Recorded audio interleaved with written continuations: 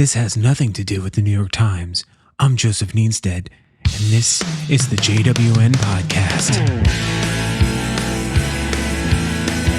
I know if you listen to The Daily, which maybe you do, maybe you don't, maybe you have no idea what I'm talking about. It's the New York Times podcast, and I think it's the number one podcast in the world.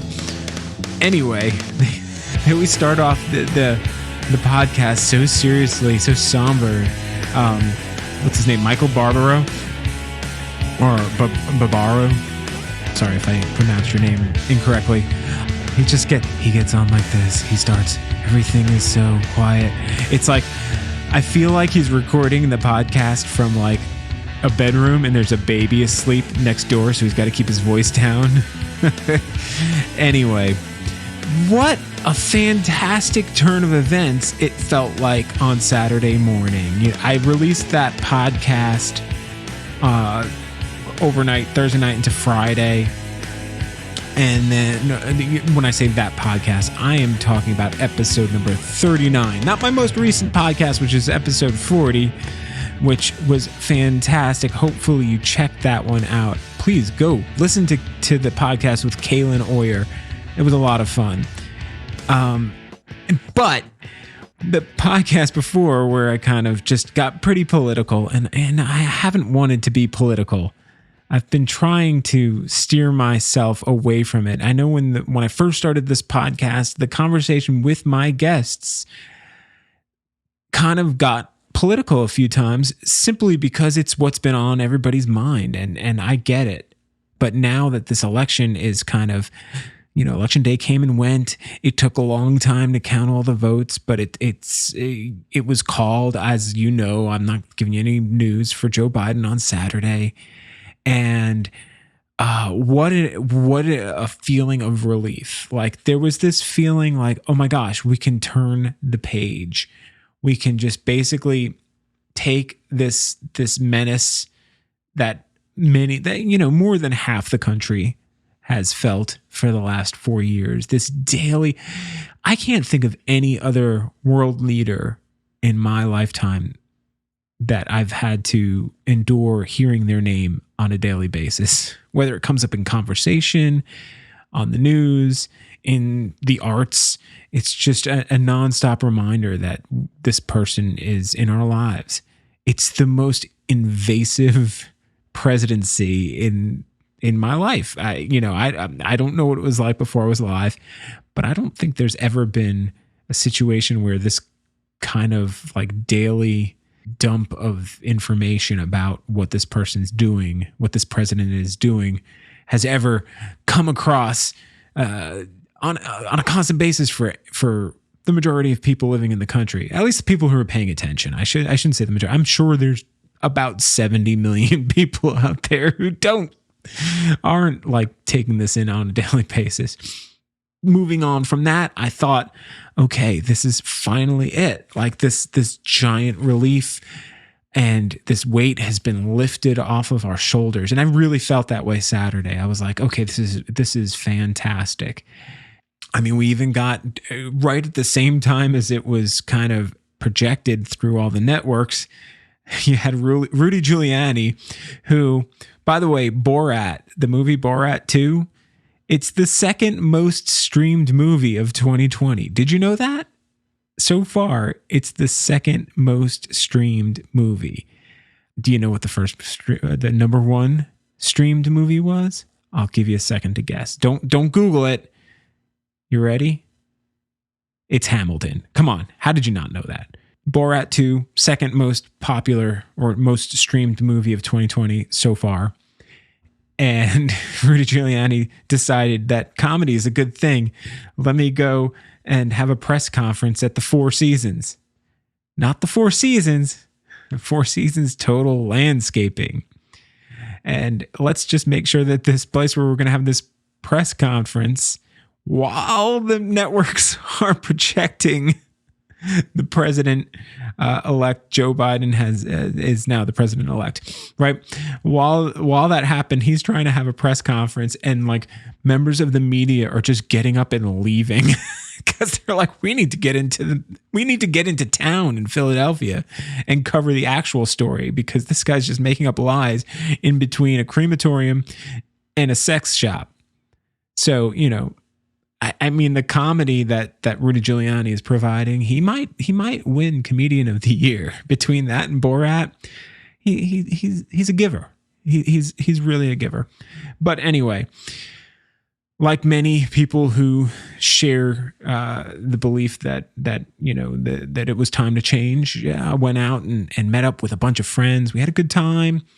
I lost some friends, quote unquote friends, on Facebook just because I might have posted a picture of me holding up a Yingling, which is a Pennsylvania beer.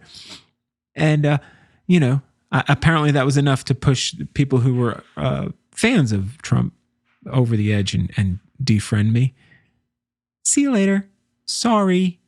I might forgive you, but I don't need fair weather friends in my life. I don't care if you are a Trump supporter. That's great. That's fine. I'm not going to defriend you. I might unfollow you because I don't want to hear your crap, but I'm not going to defriend you. And when I see you, I'll be perfectly fine. We'll be okay. We're humans. But, they took it to that level. They can stay there. Not a big deal. Not a loss. Not a loss. Anyway, where was I? So yeah, there was just this weight lifted off, and then, exactly what we predicted 4 years ago. I mean, I think we've been saying this for a long time, that if he loses an election, he's not leaving. He's not going to go anywhere. He's going to make it a problem, which is what he's doing. The scarier thing is that there are other leaders that are still fearful of his power. Because, I mean, I guess in a way it makes sense. The guy did get 70 million votes. He got more votes he got the second most votes out of anybody who's ever run for president besides Joe Biden. So, yeah, these leaders are afraid of the power that he still wields, even though he lost. He decisively lost. Like, he lost the Electoral College by a pretty good margin, and he's lost the popular vote by 5 million. So, yeah, he clearly lost. There's no election fraud. Nobody has any evidence, but he's throwing these lawsuits around, and they're all getting just denied immediately because he has no evidence. But there's people, in my own state, Lindsey Graham is defending him, saying like, yeah, no, he should investigate all this fraud that doesn't exist. Like, what do they have on Lindsey Graham? What do they have on him? There's nothing that could surprise anyone. You got some footage that he might not want out there. We all pretty much understand that it has to exist. Don't worry about it, Lindsey. Just go with it. It's the thing to do. Anyway, he's kind of bought and sold. So, and somehow he kind of won his election, but it's not very surprising. The 2016 election, there's a lot of theories, and we're going to put on your tinfoil hats, people. Just grab some tinfoil and put it into like a cone shape and just put it on your head. We're going into the T.H.T, Tinfoil Hat Territory.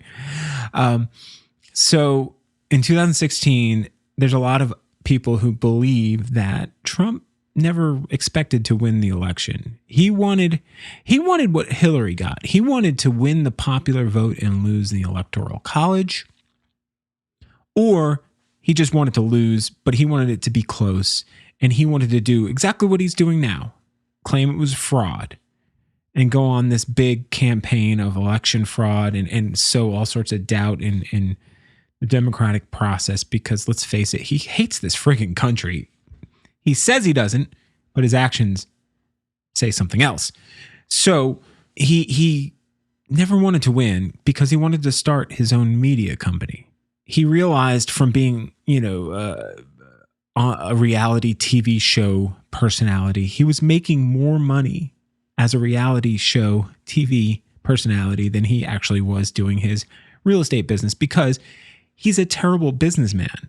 He loses money. Everything he was losing money. Like he was not making money. He was just losing money over time. He had filed bankruptcy many times. He was a problem. The whole reason why he paid $750 in taxes for a couple of years is because he was carrying over losses. It's from just being a bad businessman. He's not a good businessman. He puts forward this image of one, and he sells this image of a successful business person. His dad was the successful business person. He has done nothing but squander and nearly destroy his company many times. But when it came to The Apprentice, he found success in being this like reality show successful business person, right? So he wanted to create his own media company. He wanted to go up against Fox News and become like a media company that I guess would get the extreme far right, which is kind of what his base. Well, it's hard to say that that's his base because it seems like all of the party just kind of lined up and voted for him. Most of the party. So Axios has a report that came out on Wednesday saying that this coup that we're going under right now, I don't know if you realize it, but we're in the middle of a very soft, stupid coup. It's stupid coup. We've stepped in stupid coup territory. Remember, we've got our tinfoil hats on still. We still got our tinfoil hats on. We're still in tinfoil hat territory. So this is T.H.T. talk here. Donald Trump still wants to make his conservative network. So what he's doing right now in this coup, by saying that he won the election and getting all of his people, his administration to go along with this, making weird firings and propping up like Fox News people into these positions in the Pentagon. They're like commentators. I don't even think they're Fox News like hosts or anything like that. They're just commentators. But I think he's kind of throwing them favors and giving them access so that he can use them to create this new conservative digital network. And you might think, well, that's just crazy talk. Well, yeah, we're in T.H.T. land right here. We're in tinfoil hat territory. But if you've noticed, Fox News is starting to turn on Trump because I think they know. I think they understand what he's doing. He's going to go down. He's going to make this. He's going to put the security of the country at risk so that he can launch this media campaign. Because I would imagine he has to know that at a certain point, he's going to get banned from all social media. As soon as he's not president, they're just going to ban him.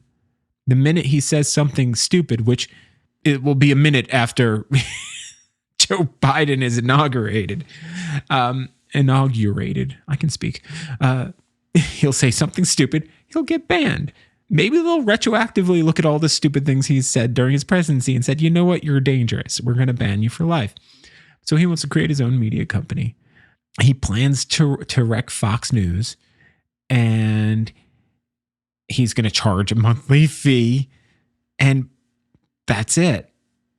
It's crazy. The other thing he's doing with this crazy coup, this stupid coup, what are we calling it? I don't know. Crazy stupid coup is he's raising donations for his quote unquote legal fund to fight this election because he owes a ton of money, or at least his campaign does. For all of these rallies, he's never paid for anything. They didn't have any money. Like, they were running this campaign with very little funds. They were getting outspent crazily by the Biden campaign. And Donald Trump never put any of his own personal money into the campaign for 2020, as far as I've read. So if you look at the donation forms for his Fight the Democrats, whatever of the moment it is, there's a fine print that says, hey, this money can be used to pay back prior debts of the campaign. So he's scamming people and like, oh, you're paying for this legal defense fund, but really you're just paying back for my losing campaign.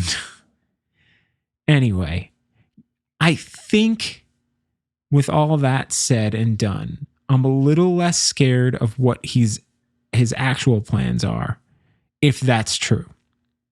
If it's just that he's using his power right now to create a fervor amongst his base so that they will go and pay him whatever it costs a month for his crazy Trump news website once he's done being president, then I'm much happier with that than the idea of him actually attempting to take over the country. So I don't know how to feel. I don't know if that's a relief. I'm still stressed out. All I know is that Saturday I had a moment of relief, and then it's quickly the anxiety came back, and the worry, and the fear of what is going on. I mean, I don't want to be too scary. Let me put the Tinfoil Hat Territory hat back on. I almost had it off. I had it in my hand. I had the hat in my hand. It was almost off. I was ready to move on. But I just want to remind you that during the long transition I shouldn't say long, it was a short transition for the 2000 election, because it took something like 40 something days for them to even come to a conclusion that Al Gore had lost. During that weakened state, a year later, 9/11 happened. So, I mean, I don't know if they're connected, but I would imagine that the plans to execute that 9/11 were probably not being focused on when they were in the middle of this transfer of power in 2000, and at the end of 2000 to the beginning of 2001. Next thing you know, 9 months later, after Bush is in power, the biggest terrorist attack on American soil happens. So we do have reason to be worried that even if this stupid coup is just a ploy to start his own media company, that it could have really devastating effects on the security of our country. Wow, I talked about that way too long. Let's just do a cleansing. A cleansing. What could we do? Let's think about this for a second. Well, we're moving on up to the east side, to the apartment and sky. Moving on up to the top. We finally got a piece of the pie. Beans don't fry in the kitchen, beans don't burn on the grill. Took a whole lot of trying, just get up that hill. Now we're up in the big leagues, getting out, turn that back. Lovely lady, do me better, and I'm wrong with that. Well, moving on up to the east side, to the apartment and sky. Moving on up to the top. We finally got a piece of the pie.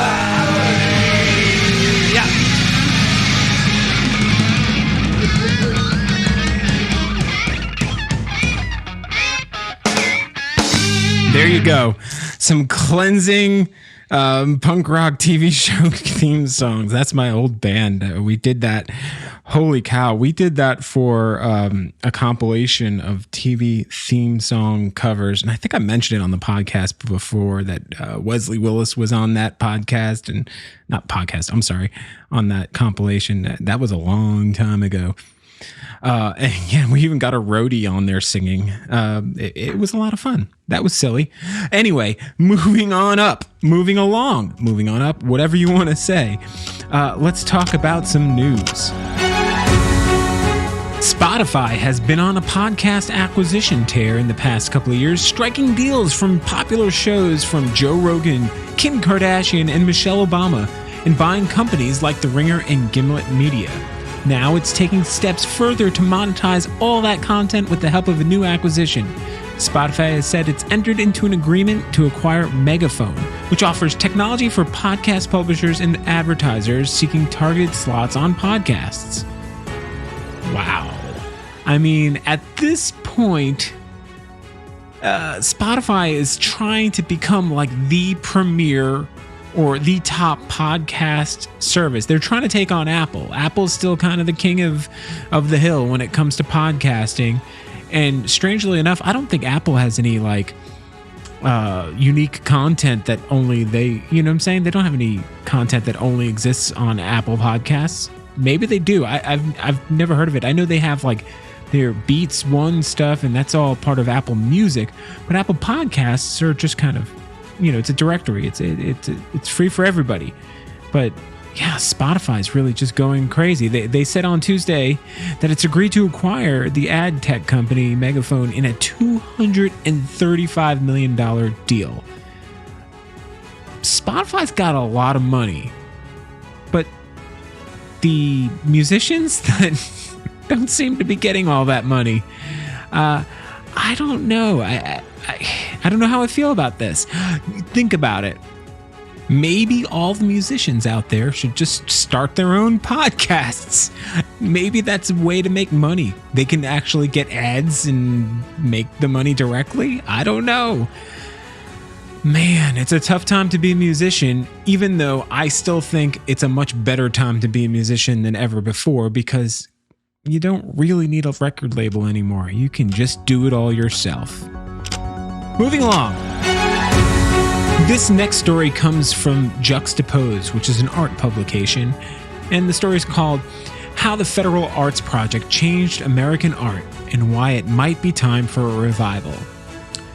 During the time of the Great Depression, See America was a campaign to promote our many natural wonders, and it constituted just a fraction of the many posters produced in the late 30s and early 40s by the Federal Arts Project, which employed artists as part of the Works Progress Administration. The WPA provided employment to thousands of artists and relief from the Depression, spawning hundreds of thousands of artworks, most notably through the Public Works of Art project, in which schools, libraries, hospitals, and post offices, basically all manner of public and municipal buildings, became the canvas for perhaps the greatest explosion of mural art since the Renaissance. Willem de Koning spoke later of the experience. I changed my attitude towards being an artist. Instead of doing odd jobs and painting on the side, I painted and did odd jobs on the side. My life was the same, but I had a different view of it. De Koning is only one of many of America's most celebrated artists who enjoyed such support. What the Federal Arts Project provided, far beyond some vitally needed sustenance for our artists, was a vision for America in its own time of need, a national identity that took its strength from one thing we believe in more than anything else: the land. All the thousands of posters created over this period were for one government agency of another. See America was employed in the name of the Department of Interior, assisting the National Park Service and the U.S. Travel Bureau. There's something familial in that it was Teddy Roosevelt, the conservationist president, who established our National Park and Forest Service, while it was his cousin FDR's posters that helped us appreciate them. That's just a piece of the story that I just read to you there. And it got me thinking, like, during this economic crisis that the world is facing, maybe we can turn to the arts to help turn us around. I have this vision of maybe when they do put money into the infrastructure, maybe they'll do it beautifully. Wouldn't that be nice? Instead of like just cheap, boxy, non-inspiring structures that, like government buildings, like schools, were these beautiful pieces of architecture filled with beautiful art. We can only dream. I mean, we have that opportunity. Maybe we need to do it from the ground up. Maybe we need to start a little bit of a roar, a subtle kind of nudge on the ground floor. So if you know anybody that is in local government, maybe say, hey, how can we make whatever incoming federal assistance towards improving our infrastructure, how can we make it so that the artists get a little piece of that, and that we make something beautiful, make our country beautiful? And I think that's that might be something that we can come together with. And it doesn't matter what your political background is. We can all appreciate just living in a beautiful place. I think that's all I got for today. And I'm going to make you a promise. My next week podcast, no politics, none. I don't care if, oh boy, if I was about to say something really stupid or crazy, but I'm so like, it's so 2020 that if I say it, it might actually happen. And I don't want to even jinx myself. Anyway, next week's solo show, no politics. We're going to get back into nothing but talking about stuff that makes us all happy. And that's creative news, creative things, what's going on in the world. By the way, before I go, I want you to go to protonfactories.com and sign up for his Christmas card. Get a Christmas card. It's like $3. It's the easiest $3 you can spend. He just went through some crazy medical stuff. Since I had him on the podcast just like a month or so ago, and since then he's had some medical drama in his life, and he could use your support. So go spend $3. Get an awesome piece of artwork mailed to you in the form of a Christmas card from Proton Factories. Do it. All right. Have a great weekend. Peace.